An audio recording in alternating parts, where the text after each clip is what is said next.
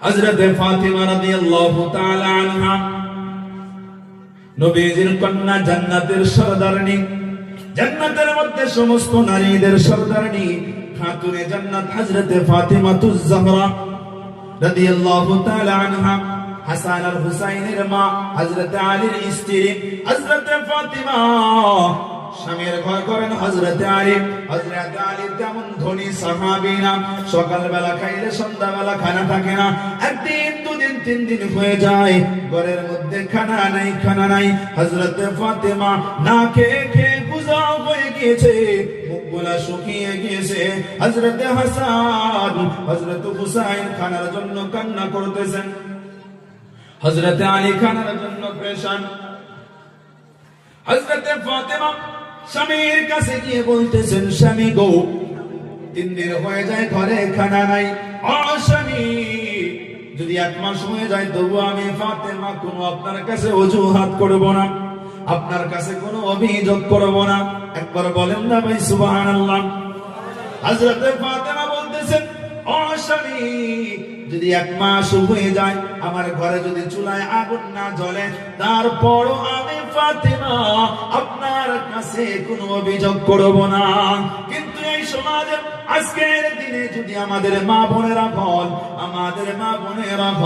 যদি একটু বলেন যে সন্ধ্যাবেলা মিঠা তেল শেষ হয়ে গিয়েছে, সন্ধ্যাবেলা চাল শেষ হয়ে গিয়েছে, চাউল আনতে হবে, কিন্তু টাকা পয়সার অভাবের কারণে যদি না আনতে পারে, সন্ধ্যাবেলা দেখবেন বাড়ির মধ্যে যুদ্ধ শুরু হয়ে যাবে। স্বামী স্ত্রীর মধ্যে যুদ্ধ, এমন যুদ্ধ। সরকার যদি তাদেরকে যদি মেশিন গানের যদি পারমিশন দিত, আমার মা বোনদেরকে যদি মেশিন গানের পারমিশন দিত, তাহলে আমার মা বোনেরা স্বামীর সাথে মেশিন গান নিয়ে যুদ্ধ করত। কিন্তু না, হযরত ফাতিমা বলতেছেন, ও স্বামী গো, আমার কোনো অভিযোগ নাই। ও স্বামী, যে আল্লাহ আমাকে সৃষ্টি করেছেন, যে আল্লাহ আপনাকে সৃষ্টি করেছেন, সে রব্বুল আলামিন আসমান থেকে আমাদের জন্য খানার ব্যবস্থা করবেন। একবার জোরে জোরে বলেন না ভাই সুবহানাল্লাহ। ও স্বামী, আপনি যান, মসজিদে চলে যান, মসজিদে গিয়ে আল্লাহর দরবারে দোয়া করেন। হযরত আলী মসজিদে চলে গেলেন, যোহরের নামাজ আদায় করলেন। যোহরের নামাজ আদায় করার পর হযরত আলী মসজিদ থেকে বের হয়ে দেখতেছেন মসজিদের সম্মুখে কিছু ছাগল বাঁধা দেখা যায়। হযরত আলী বলতেছেন, একজন সাহাবীকে জিজ্ঞাসা করতেছেন, ও সাহাবী, এই ছাগলগুলা কার? সেই সাহাবী বলতেছেন, ও ভাই আলী, এই ছাগলগুলা একজন সাহাবী নবীজিকে হাদিয়া করেছেন। হযরত আলী বলতেছেন, ও গো আল্লাহ, আমার ঘরে 3 দিন হয়ে যায় খানা নাই, কিন্তু আমার শ্বশুরের ঘরে এতগুলো ছাগল, আমি তো জামাই হিসাবে একটা পাই। একটা কথা মনে রাখবেন, সাহাবীরা কোনদিন সওয়াল করে না, সওয়ালের ভানও ধরে না। হযরত আলী দৌড়াইয়া বাড়িতে চলে গিয়েছেন। বাড়িতে গিয়ে ফাতিমাকে বলতেছেন, ফাতিমা, শোনো, খুশির সংবাদ শোনো, তোমার বাবার দরবারে একজন সাহাবী কিছু ছাগল হাদিয়া করেছে।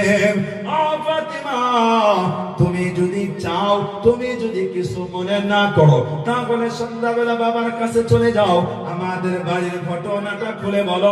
আমার বিশ্বাস নবীজি তোমাকে খালি হাতে ফিরাইবে না। হযরত ফাতিমাতুজ জাহরা রাদিয়াল্লাহু তাআলা আনহা বলতেছেন, জি স্বামী, আপনি যখন অনুমতি নিয়েছেন, আপনি যখন আদেশ করেছেন, আমি সন্ধ্যাবেলা অবশ্যই যাব। সন্ধ্যা ঘুরিয়ে আসছে, আসরের নামাজের পর হযরত ফাতিমা বাবাজির দরবারে চলে গিয়েছেন। বাবার দরবারে গিয়ে দরজায় আওয়াজ দিয়েছেন। নবীজি সাল্লাল্লাহু তাআলা আলাইহি ওয়াসাল্লাম হযরত আম্মা জান আয়েশার সাথে ঘরের মধ্যে বসে বসে গল্প করতেছেন। আম্মা জান আয়েশা নবীজি ঘরের মধ্যে গল্প করতেছেন। এই সময়ের মধ্যে হযরত ফাতিমা ঘরের দরজায় আওয়াজ দিয়েছেন। নবীজি ঘরের মধ্যে থেকে চমকে উঠেছেন। হযরত আম্মা জান আয়েশা বলতেছেন, ফিদাকা আবি ওয়া উম্মি ইয়া রাসূলুল্লাহ, ও নবীজি, আপনার জন্য আমার মা বাবা কুরবান, ও নবী আপনি হুরা তারা কেন করলেন গো নবী? ও নবী, যে মানুষটা আমাদের দরজায় আসছে তার কাজ সম্পূর্ণ না হওয়া পর্যন্ত তো সে যাবে না। আল্লাহর নবী বলতেছেন, আয়েশা তুমি জানো না আমার ঘরের দরজায় যে আওয়াজ দিয়েছে, যে হাত দিয়ে আমার ঘরের দরজায় আওয়াজ দিয়েছে, সেই হাতের মধ্যে, সেই আওয়াজের মধ্যে আমি আমার কলিজার টুকরা ফাতেমার গন্ধ পেয়েছি। একবার জোরে জোরে বলেন না ভাই সুবহানাল্লাহ। নবীজি সাল্লাল্লাহু তাআলা আলাইহি ওয়াসাল্লাম দৌড়াইয়া গিয়ে দরজা খুলেছেন। দরজা খুলে দেখেন পূর্ণিমার চাঁদ দরজার সম্মুখে দাঁড়ায় আছেন। মুখের দিকে তাকানো যাইতেছে না, মুখটা শুকিয়ে গিয়েছে, পেট আর পেটে হয়ে গিয়েছে, বুঝা হয়ে গিয়েছে। নবীজি সাল্লাল্লাহু তাআলা আলাইহি ওয়াসাল্লাম বলতেছেন, মা মারে তুমি এই সময় কেন আসছো? তুমি তো এই সময় কোনোদিন আমার দরজায় আসো না। ফাতেমা কেন আসছো তুমি এই সময় আমার আমি নবীর দরজায়? হযরত ফাতেমা রাদিয়াল্লাহু তাআলা আনহা বলতেছেন, ও নবীজি আজ থেকে 3 দিন হয়ে যায় আমাদের ঘরে খানা নাই। আপনার নাতি হাসান আর হুসাইন খানার জন্য কান্না করতেছে। ও নবী 3 দিন হয়ে যায় আমি খানা খাই না। হযরতে আলী খানার জন্য পরেশান। শুনলাম আপনার ঘরে নাকি কিছু ছাগল হাদিয়া আসছে। ও নবীজি আমাদের জন্য কি একটি ছাগল হাদিয়া করা যাবে? আল্লাহর নবী রাহমাতুল লিল আলামিন নবী, দো জাহানের বাদশা নবী, হায়রে দো জাহানের বাদশা নবী, নিজের কলিজার টুকরা ফাতেমা, যেই নবী যেই ফাতেমার জন্য নিজের জীবনটা দেওয়ার জন্য প্রস্তুত ছিলেন, কিন্তু নবীজি ফাতেমাকে বলতেছেন, ফাতেমা আজকে তুমি আমার দরজায় আসছো রে মা। ও মা আজকে তুমি আমার দরজায় আসছো, আমি বাবার দরজায় আসছো। আমি বাবা যদি আজকে তোমাকে ছাগল দিয়ে দেয় ফাতেমা, ও ফাতেমা এই ছাগলটা 1 দিন 2 দিন 3 দিন খাইবে, ছাগলটা শেষ হয়ে যাবে। ও ফাতেমা তারপর তুমি কার দরজায় যাইবা, কার কাছে গিয়ে হাত পাতাইবা? ও ফাতেমা না না না না না না, আমি ছাগল হাদিয়া করতে পারবো না। এই ছাগলগুলো আমি আমার গরীব উম্মতের জন্য হাদিয়া করেছি। একবার জোরে জোরে বলা যাবে কি ভাই আল্লাহু আকবার? ও যুবক ভাই মুরব্বি বাবাজি, পর্দানিশী মা বোনেরা, খাতুনে জান্নাত হযরতে ফাতেমা, পূর্ণিমার চাঁদ নবীজির কলিজার টুকরা ফাতেমা, যে মেয়ের জন্য নবী আমার জান দেওয়ার জন্য প্রস্তুত ছিলেন, সেই মেয়েকে দেখেন গুনাহগার উম্মতের জন্য, গরিব উম্মতের জন্য সেই মেয়েকেও কিন্তু না করে দিতেছেন। আর বলতেছেন, না রে না না না, এই ছাগলগুলা আমি আমার গরিব উম্মতের জন্য হাদিয়া করেছি। ও মা তোমার জন্য একটা ছাগল বরাদ্দ হবে না। ও মা তুমি চলে যাও। হযরতে ফাতেমা কান্না মাখা চোখু নিয়া বলতেছেন, আলহামদুলিল্লাহ আব্বাজান, ও আব্বাজান ঠিক আছে আমি বাড়িতে চলে যাইতেছি। হযরতে ফাতেমা বাড়িতে চলে আসছেন। বাড়িতে এসে হযরতে ফাতেমা আল্লাহর কাছে দোয়া করতেছেন। ওইদিকে নবী আমার আর ঘুমাইতে পারেন না, রাতের বেলা ঘুম আসে না, স্বাভাবিক ব্যাপার। হাইরে নিজের মেয়ে, কলিজার টুকরা মেয়েকে খালি হাত ফিরাইয়া দিলাম। যখন শুনলো 3 দিন ধরে খানা নাই, তারপরও কিছু দিলাম না। নবী আমার ঘুমাইতে পারে না, নবী আমার বিছানায় থাকতে পারে না, নবী আমার ছটফট করতেছেন। এই সময় আমার রব্বুল আলামিন নবীজির হালত দেখতেছেন আর বলতেছেন, ও জিবরাইল যাও যাও যাও, আমার হাবিবের কাছে যাও, আমার হাবিবের কাছে যাও। ও জিবরাইল আমার বন্ধুর কাছে গিয়া বলো, হযরতে ফাতেমার জন্য আমি আল্লাহ 2টা অপশন রেখে দিলাম। হযরতে ফাতেমার জন্য আমি 2টা অপশন রেখেছি। জিবরাইল এসে নবীর কাছে বলতেছেন, ইয়া রাসূলুল্লাহ, ইয়া হাবিবাল্লাহ, ও নবীজি আপনার কন্যার জন্য আল্লাহ তাআলা 2টা অপশন দিয়েছেন। ও নবী জান, আপনার মেয়ের কাছে গিয়ে আপনি অপশন 2টা রাখুন। নবী আমার দৌড়াইয়া ফাতেমার কাছে গিয়েছেন। ফাতেমার তার কাছে গিয়া বলতেছেন, ও ফাতেমা রে, ও মা, তোকে আমি কষ্ট দিয়েছি রে মা। ও মা, তোমার জন্য আল্লাহ তাআলা দুইটা অপশন রেখেছেন, দুইটা বস্তু দিয়েছেন। ও মা, তুমি যদি চাও তাহলে হাদিয়ার ছাগল নিলে নিতে পারো। ও মা, যদি চাও হাদিয়ার ছাগল নিলে নিতে পারো। আর যদি মা তুমি চাও তাহলে আল্লাহর পক্ষ থেকে দেওয়া তুমি কিছু তাসবিহ নিতে পারো। হযরত ফাতেমা বলতেছেন, আব্বা যান, আমার কোনো ছাগলের প্রয়োজন নাই, আমার কোনো ছাগলের প্রয়োজন নাই। ও আব্বা যান, আল্লাহ তাআলা আসমান থেকে আমার জন্য যে তাসবিহ পাঠিয়েছেন, ও আব্বা যান, আলহামদুলিল্লাহ, আমাকে সেই তাসবিহটাই আপনি দিয়ে দেন। একবার জোরে জোরে বলেন না ভাই মারহাবা। হযরত ফাতেমাকে তাসবিহ দিয়ে দেওয়া হলো। নবী আমার বলতেছেন, ফাতেমা তুমি এই আমলটা করবে দৈনিক দিন রাতের বেলা, দৈনিক দিন ঈশার নামাজের পর, রাতের বেলা শোয়ার পর এই আমলটা করবে। ও ফাতেমা,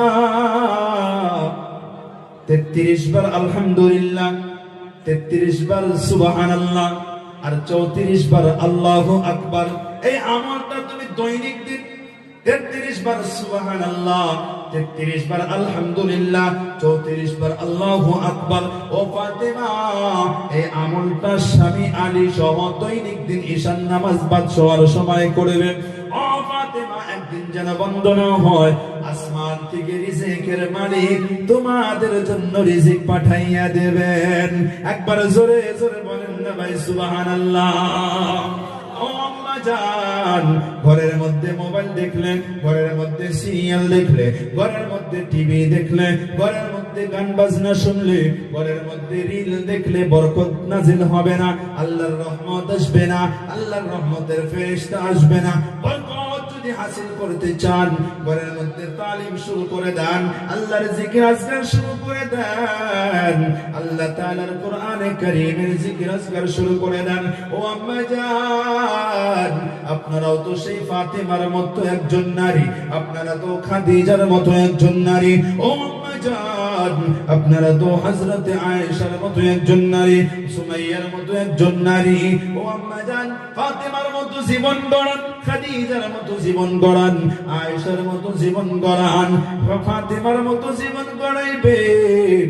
আমার রব্বুল আলামিন ফাতেমার সাথে জান্নাতি করে দেবেন। একবার জোরে জোরে বলেন না ভাই সুবহানাল্লাহ।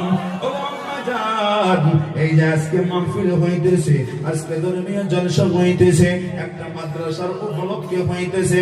এই যে মাদ্রাসা,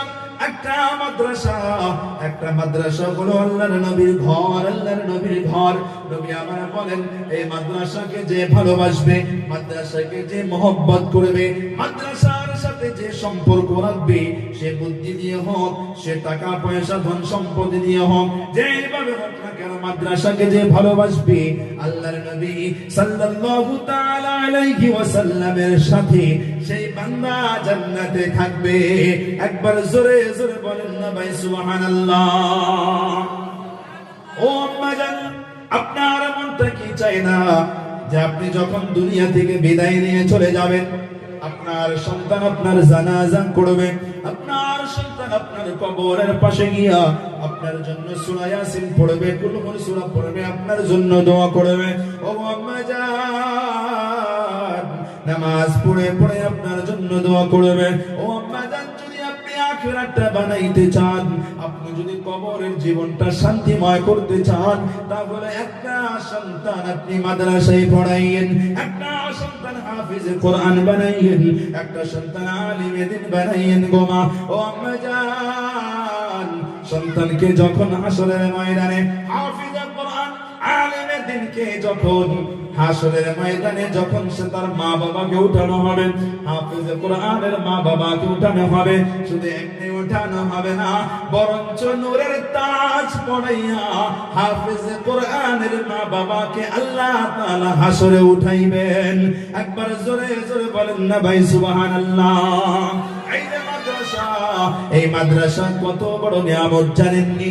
যে এলাকার মধ্যে একটা মাদ্রাসা আছে, এই এলাকার মধ্যে আল্লাহর গজব আসে না, বলেন সুবহানাল্লাহ। যে এলাকায় মাদ্রাসা থাকে আল্লাহর গজব আসে না, আল্লাহর রহমত সবসময় অবতীর্ণ হয়। সেই এলাকার মধ্যে কোনো ধরনের ভাইরাস আসতে পারে না, কোনো